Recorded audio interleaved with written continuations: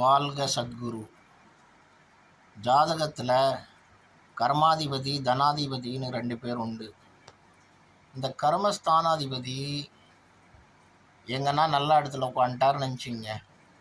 For example 11ஆம் இடத்துல உட்காந்துட்டார்னு நினச்சிங்க.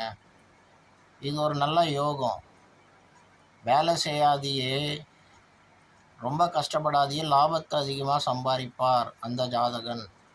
பட் அதே இல்லாமல் 2ஆம் அதிபதி போயிட்டு கர்மஸ்தானத்தில் உட்காந்துட்டார்னு நினச்சிங்க 10ஆம் இடத்துல.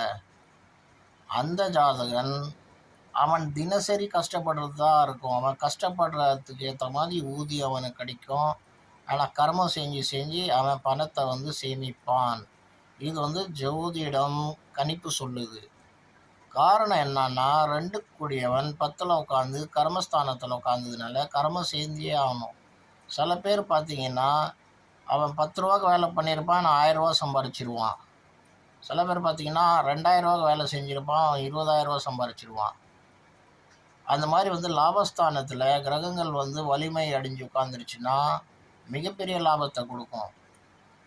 அதே மாதிரி இதே கர்மாதிபதி போய் வேறு இடத்துல டல்லான இடத்துல உட்காந்துட்டார்னா அவன் மிகப்பெரிய கஷ்டப்பட்டுதான் இருக்கும். இந்த மாதிரி கிரகங்கள் ஏதோ பார்வையில் 2ஆம் அதிபதி கூட அங்கே போய் உட்காரலன்னு நினச்சிங்க, ரொம்ப ஸ்ட்ரகிள் பண்ணுறதா இருக்கும். அந்த மாதிரி பட்சத்தில் நம்ம எதனா ரெமெடி பண்ணி, இல்லை எதனா ஒரு நல்ல விஷயங்கள் சொல்லி, எந்த துறையில் உங்களுக்கு புண்ணியம் இருக்குது, அந்த புண்ணியத்தை எப்படி உதவி பண்ணணும், என்ன வேலை செய்யணும், அதுக்கு என்ன பரிகாரம்னு சொல்லி அந்த ஜாதகனை உயர்த்துறதுக்கு ஒரு நல்ல ஜோசியக்காரன் ஆலோசனை கொடுப்பான்.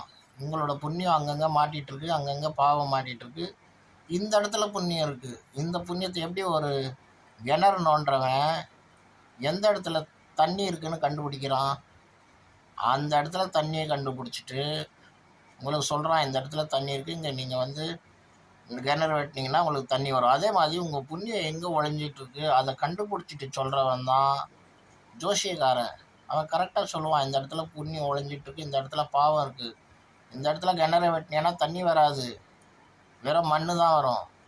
அதனால் உங்களுக்கு அமிர்தம் தேவை, தண்ணி வேணும்னா அதுக்கு என்ன மெத்தடோ அதை உங்களுக்கு சொல்லி கொடுப்பான். அதுக்கு உங்கள் ஜாதகம் அனலைஸ் பண்ணோம். ஃப்ரெண்ட்ஸ், நாங்களும் ஜாதகம் பார்க்குறோம். நல்ல சிறந்த ஜோசியர், அவனே அனலைஸ் பண்ணிவிட்டு அவனே சொல்லுவான் உங்களோட பிரச்சனை என்னான்ட்டு. நல்லா இருந்தால் நல்லா இருக்கணுவான். உங்களோட புத்தி சாமர்த்தியம் மாதிரி உங்களுக்கு மனபலத்தை கொடுப்பான்.